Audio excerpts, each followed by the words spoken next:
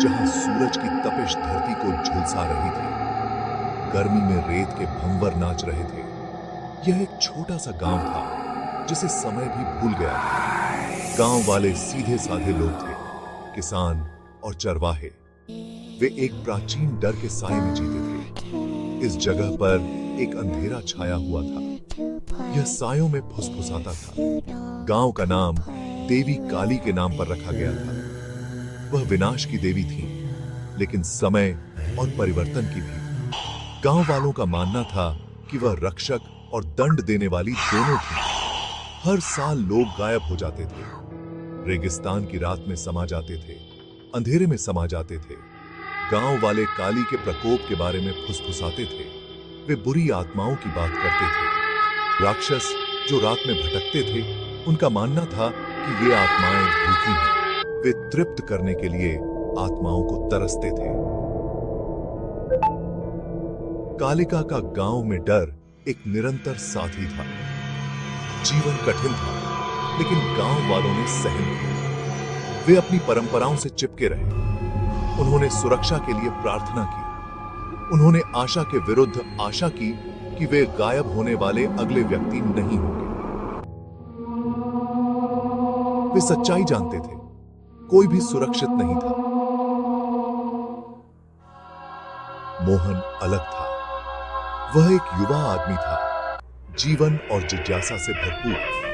वह भूतों या राक्षसों में विश्वास नहीं करता था। वह तर्क में विश्वास करता था। वह बूढ़ी पत्नियों की कहानियों का उपहास करता था। वह अक्सर कहता, राक्षस जैसी कोई चीज नहीं होती है। बड़े लोग सिर हिलाते और उसे चेतावनी देते। उन्होंने उसे सावधान रहने के लिए कहा। रेगिस्तान एक खतरनाक जगह थी, खासकर रात में। एक दिन गांव में एक अजीब हवा चली। यह अपने साथ एक अशांत करने वाली ठंड लेकर आया था। गांव वाले अपशकुन के बारे में फुसफुसाते थे। उन्होंने कहा कि हवा कयामत का अग्रदूत थी। यह आत्माओं की सांस थी। मोहन ने उनके डर को खारिज कर दिया। उसने उनसे कहा कि यह सिर्फ हवा थी और कुछ नहीं। उस रात गांव के कुत्ते चांद पर भौंके। उनके रोने में एक ऐसा खौफ भरा हुआ था जिसे नजरअंदाज करना नामुमकिन था। गांव वाले अपने अपने घरों में दुबके हुए थे। बाहर निकलने से डरते थे। अंधेरा सामान्य से अधिक भारी लग रहा था, अधिक दमनकारी, अधिक भयावह। मोहन ने अपनी रीढ़ की हड्डी से एक सिहरन महसूस की। उसने उस एहसास को दूर करने की कोशिश की।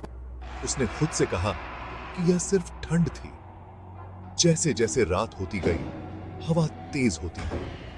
इसने खिड़कियों को हिला दिया और दीवारों में दरारों से सीटी बजाई। गांव वाले सुरक्षा के लिए प्रार्थना करते हुए एक साथ दुबके हुए थे। और फिर चीखें शुरू हुई। वे खाली सड़कों पर गूंज उठे, जिससे सभी की रीढ़ की हड्डी में ठंडक आ गई। वे अकल्पनीय दर्द और आतंक में किसी की चीखें थीं। मोहन का खून ठंडा हो गया। चीखें गांव के किनारे से पुराने कुएं के पास से आती हुई प्रतीत हो रही थी। यह वह जगह थी जो अंधेरे और फुसफुसाती अफवाहों में डूबी हुई थी। किंवदंती थी कि कुआं शापित था।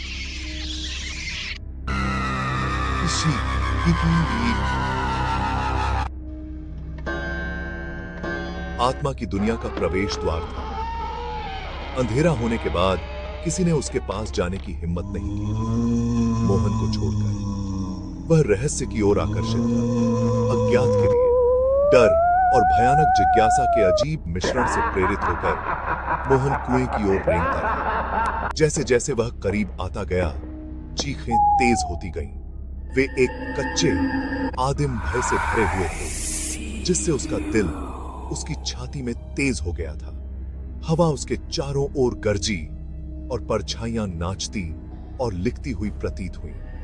उसने महसूस किया कि एक ठंडा हाथ उसके दिल को पकड़ रहा है। जो भी मुसीबत में था, उसे उसकी मदद करनी थी। वह कुएं के किनारे पर पहुंचा और अंधेरे में झांकने लगा। उसे कुछ दिखाई नहीं दे रहा था। अंधेरा निरपेक्ष था, चांदनी की हल्की सी झिलमिलाहट को भी निगल गया था। उसने पुकारा। उसकी आवाज थोड़ी कांप रही थी। नमस्ते, वहां कोई है? क्या आप मुझे सुन सकते हैं? उसका एकमात्र उत्तर उसकी आवाज की गूंज और दूरी में एक उल्लू की दर्द भरी आवाज थी। अचानक चीखना बंद हो गया। भारी और दमनकारी सन्नाटा छा गया। हवा थम गई और परछाइयां और करीब आती हुई प्रतीत हुई। मोहन एक पल के लिए वहीं खड़ा रहा। उसका दिल तेज हो रहा था। उसे समझ नहीं आ रहा था कि अब क्या करना है। उसने अपने पास एक उपस्थिति महसूस की, कुछ ठंडा और अदृश्य। वह धीरे से मुड़ा। उसकी निगाहें अंधेरे को देख रही थी, लेकिन वहां कुछ भी नहीं था। धारा 4, एक बेताब तलाश। अगली सुबह गांव वाले एक भयानक सन्नाटे में जागे। मोहन चला गया था, बिना किसी निशान के गायब हो गया। गांव में दावानल की तरह दहशत फैल गई। गांव वालों ने उसका कोई निशान पाने के लिए पागलों की तरह खोजबीन की। वे रेगिस्तान में तलाशी करते रहे। उनके दिल दहशत से भरे हुए थे। लेकिन मोहन चला गया था। उन्हें कोई पदचिह्न नहीं मिला, संघर्ष का कोई संकेत नहीं मिला। इस बात का कोई संकेत नहीं मिला कि वह कहां गया होगा। ऐसा था जैसे वह पतली हवा में गायब हो गया हो। फिर शुरू हुई फुसफुसाहट, शापों और आत्माओं की फुसफुसाहट। उस अंधेरे का जो उनके गांव पर छाया हुआ था। उन्होंने काली के प्रकोप की बात कही। उन्होंने कहा कि मोहन बहुत अभिमानी था, उनकी परंपराओं को बहुत खारिज करता था। उसने कीमत चुकाई थी। गांव का मुखिया, एक बुद्धिमान बूढ़ा व्यक्ति जिसकी आंखों में प्राचीन रहस्य छिपे हुए थे, ने दुख से अपना सिर हिलाया। उसने मोहन को चेतावनी दी थी। उसने उससे कहा था कि रेगिस्तान एक खतरनाक जगह है, खासकर रात में। लेकिन युवक ने सुनने से इनकार कर दिया था।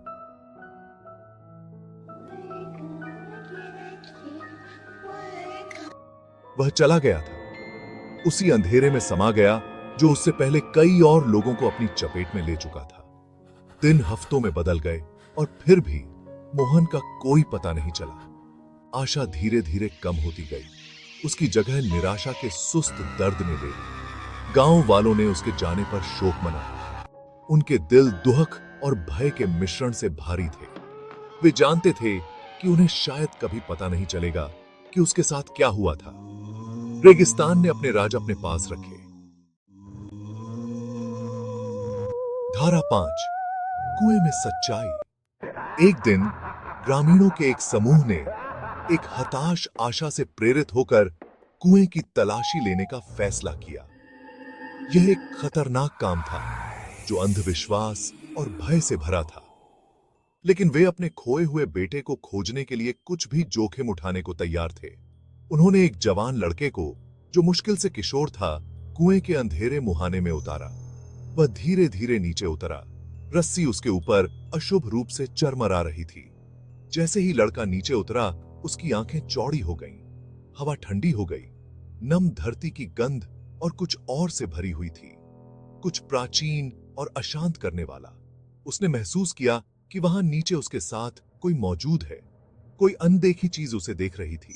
वह कांप उठा, अपनी पतली शॉल को अपने चारों ओर कसकर खींच लिया। उसने मोहन को पुकारा। उसकी आवाज सीमित जगह में अजीब तरह से गूंज रही थी, लेकिन कोई जवाब नहीं था। बस उसकी अपनी सांसों की आवाज और नीचे अंधेरे में कहीं पानी टपकने की आवाज। उसने खुद को और नीचे उतारा। उसका दिल उसकी छाती में तेज हो रहा था। तभी उसने उसे देखा।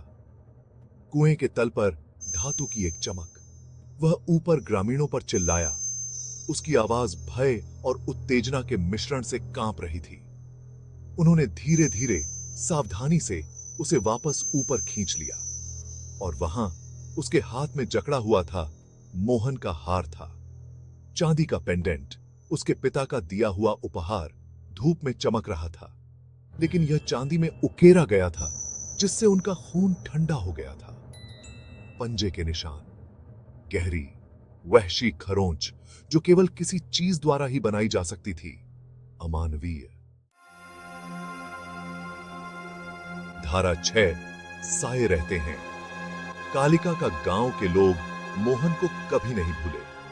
उनका गायब होना उनके जीवन के किनारों पर छिपे अंधेरे की भयावह याद दिलाता था।